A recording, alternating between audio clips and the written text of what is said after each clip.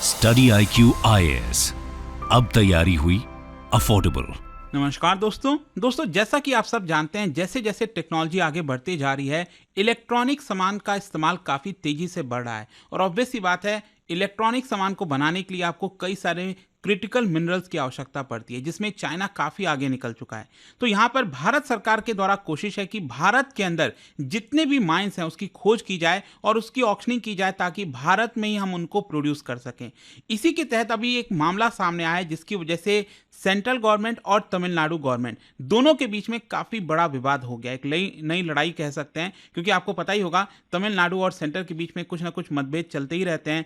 Governor को लेकर भी आपने कई बार देखा होगा, लेकिन इस बार टंगस्टन माइन को लेकर काफी ज्यादा देखने को मिला। और इसी को देखते हुए तमिलनाडु की असेंबली ने एक रेजोल्यूशन भी पास कर दिया कि सेंटर के द्वारा ये जो माइनिंग की ऑक्शनिंग की गई है और जिसको दिया गया है, हम उसको मानेंगे नहीं। तो ये मामला कहां तक जाएगा, लेकिन उसके पहले हमें समझने की जरूरत है कि ये पूरा मामला है क्या, इसके अंदर क्या हुआ, तमिलनाडु का क्या कहना है, क्यों अपोज किया जा रहा है। काफी कुछ जानने को है, चलिए आगे बढ़ते हैं। लेकिन उससे पहले आप सबको बता दूं कि आप में से जो भी लोग यूपीएससी की प्रिपरेशन कर रहे हैं, इस समय विंटर कार्निवल सेल के दौरान आप मैक्सिमम डिस्काउंट ले सकते हैं by using this code Ankit live. And इसके अलावा यहां पर जैसे यूपीएससी का जो 2025 का प्रीलिम्स है, उसके लिए स्पेसिफिक बैच भी अवेलेबल है। और इसके अलावा अगर आप एमसीक्यूज अटेम्प्ट करना चाहते हैं तो मेरे इंस्टा पेज पर जाइए, वहां पर स्टोरीज में जितने भी एमसीक्यूज हैं उसको भी आप अटेम्प्ट कर पाएंगे। तो चलिए शुरुआत करते हैं और सबसे पहले ये देखते हैं कि एग्जैक्टली हुआ क्या है। देखिए, रिसेंटली सेंट्रल गवर्नमेंट ने ये डिसाइड किया कि जो टंगस्टन माइनिंग के राइट्स हैं वो यहां पर दिए जाएंगे। और ये मैं आपको पहले बता भी देता हूं कि ये जो टंगस्टन माइन की हम बात कर रहे हैं,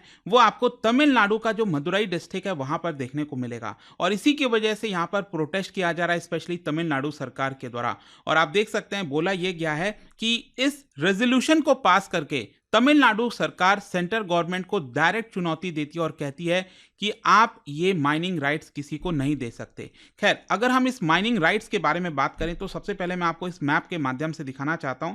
जैसा कि आप देख सकते हो, ये आपका तमिलनाडु स्टेट, और यहां पर अगर आप ऊपर के साइड देखोगे तो ये चेन्नई हुआ, और नीचे के सदर्न साइड में आप आओगे तो यहां पर मदुरई है।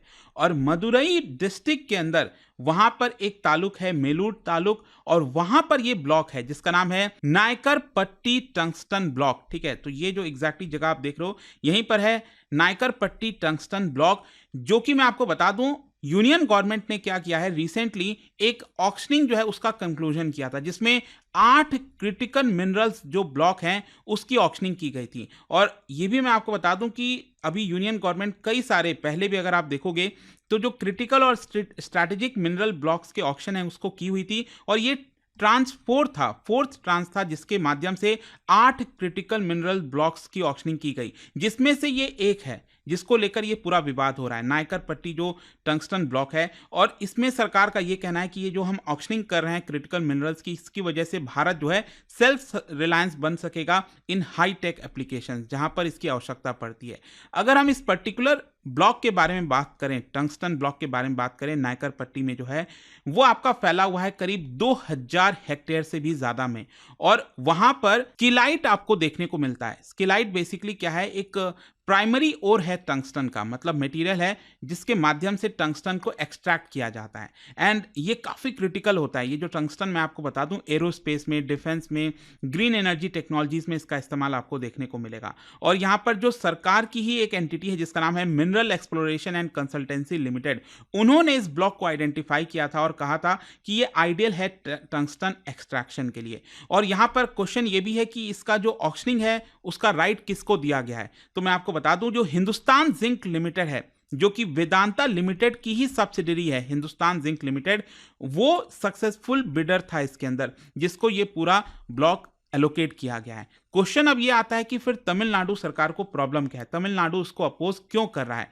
देखो, यहां पर सेंट्रल गवर्नमेंट का तो ये कहना था कि जो नायकर पट्टी ब्लॉक है ये काफी वैल्यूएबल स्ट्रैटेजिक एसेट है देश के लिए, एंड इसकी वजह से देश को काफी फायदा होगा। लेकिन यहां पर जो तमिलनाडु सरकार है, तमिलनाडु वहां पर कई सारे जो इसको अपोज कर रहे हैं, उनका कहना है कि नहीं, इसकी वजह से काफी ज्यादा हार्म होगा। और सिर्फ ये नहीं, यहां पर अगर आप देखोगे जो एनवायरमेंटलिस्ट हैं, जो कल्चरल फैक्टर्स हैं, वो भी आपको इसके अंदर देखने को मिलेंगे।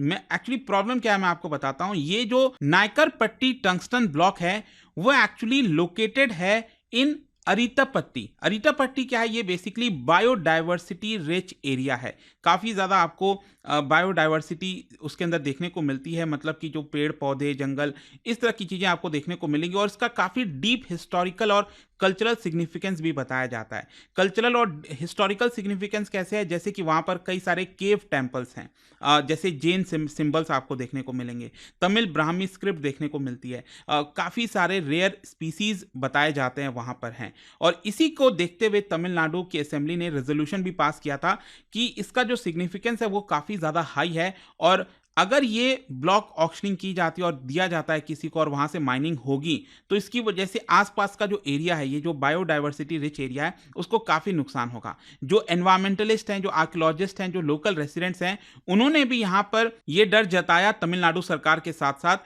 कि इसकी वजह से जो इकोलॉजिकल और कल्चरल लैंडस्केप है उस पूरे रीजन का, वो बदल जाएगा। एनवायरमेंटल ऑर्गेनाइजेशंस कई सारे हैं जिनका ये कहना है कि इस माइनिंग की वजह से जो वेस्ट मटेरियल निकलेगा, क्योंकि ओर की प्रोसेसिंग की जाती है तब आपको उसमें से टंगस्टन निकलता है, तो वेस्ट मटेरियल निकलेगा जो उसमें से, इसकी वजह से यहाँ पर बहुत ज़्यादा जो सॉइल और वाटर है वो कंटामिनेट हो जाएगा फ्रॉम आर्सेनिक, कैडमियम, लेड, इन सब की वजह से पूरा सॉइल वाटर कंटामिनेट होगा और अल्टीमेटली वहाँ के लोगों को के ऊपर असर आएगा।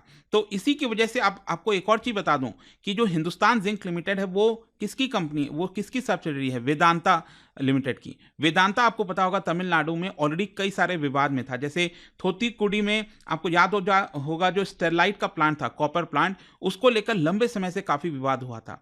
तो कहीं ना कहीं इसकी वजह से भी आपको ये ऑपोजिशन देखने को मिल रहा है और साथ ही साथ जो लोकल्स हैं वहाँ पर, जो विलेजेस हैं उस पर्टिकुलर एरिया में, उनका ये कहना है कि उनके लाइवलीहुड के ऊपर भी काफ़ी असर होगा। जो एनवायरमेंटल डिग्रेडेशन होगा उसकी वजह से डायरेक्टली उनको लाइवलीहुड का लॉस होगा। और इसके अलावा यहाँ पर जो सेंट्रल गवर्नमेंट है उनका कहना है कि देखिए यहाँ पर कोई बहुत एरिया ओवरलैप नहीं करता है।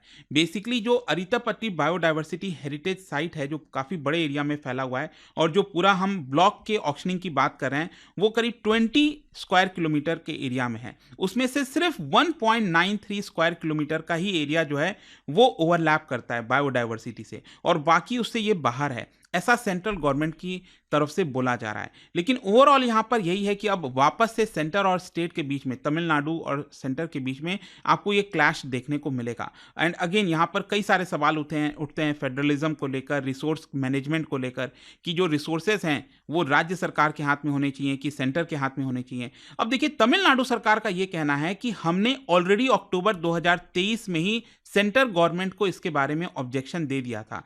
ये कह दिया था उसी समय कि अगर ये ऑक्शनिंग होती है तो ये जो साइट है वो काफ़ी प्रॉब्लमैटिक होगा और इकोलॉजिकल और कल्चरल सिग्निफिकेंस भी है इसका। लेकिन सेंट्रल गवर्नमेंट का दूसरी तरफ से ये कहना है कि हमें तो कोई भी फॉर्मल कम्युनिकेशन नहीं दिया गया। मतलब अगर तमिलनाडु सरकार को कोई प्रॉब्लम भी था तो उस समय हमें ये लेटर लिख देते, हमें भेज देते तो हम उसको कंसिडर करते। लेकिन यहाँ पर आप देख सकते हो अगेन जो तमिलनाडु के वाटर रिसोर्स मिनिस्टर हैं उन्होंने कहा है कि हमने कई ऑब्जेक्शंस किए थे 2023 में लेकिन हमारी बात नहीं सुनी गई और उसको दरकिनार कर दिया गया। Union government disregarded this objection and has proceeded with the auction. तो इसी को देखते हुए मैं अब आपको बता दूं कि तमिलनाडु की सरकार बहुत बड़े स्तर पर विरोध करने वाली है, क्योंकि अगर आप देखोगे तो एक तो इनके द्वारा रेजोल्यूशन पास किया गया है कि असेंबली के अंदर कि सेंटर के द्वारा ये जो माइनिंग ऑक्शनिंग राइट की गई है ये गलत है और हम चाहते हैं कि सेंटर इसको वापस ले। और साथ ही साथ जो चीफ मिनिस्टर है MK स्टालिन, उन्होंने तो असेंबली में ये तक कह दिया कि tungsten mining will not be allowed under any circumstances, किसी भी हालत में हम इसको नहीं होने देंगे और अगर ऐसा होता है तो मैं अपने पोजीशन पर नहीं बनूंगा। मतलब कहीं ना कहीं वो इशारा कर रहे हैं कि अगर ये माइनिंग किया गया वहां से तो मैं चीफ मिनिस्टर के पद से हट भी जाऊंगा। अब देखना होगा, देखो अभी तक सेंट्रल गवर्नमेंट ने इसको लेकर कोई रिप्लाई नहीं दिया है कि एग्जैक्टली उनका स्टैंड अप होगा क्या। लेकिन अगेन यहाँ पर प्रॉब्लम तो हो गया है सेंटर और स्टेट के बीच में। देखते हैं आगे क्या होगा, बट आपका क्या सोचना है इसको लेकर मुझे कमेंट्स में जरूर बताइएगा। और जाने से पहले एक इंटरेस्टिंग क्वेश्चन, क्योंकि हम मिनरल्स की बात करें, माइंस की बात करें, क्या आप बता सकते हो इनमें से कौन सा मिनरल यूज किया जाता है फॉर एक्सट्रैक्शन ऑफ आयरन?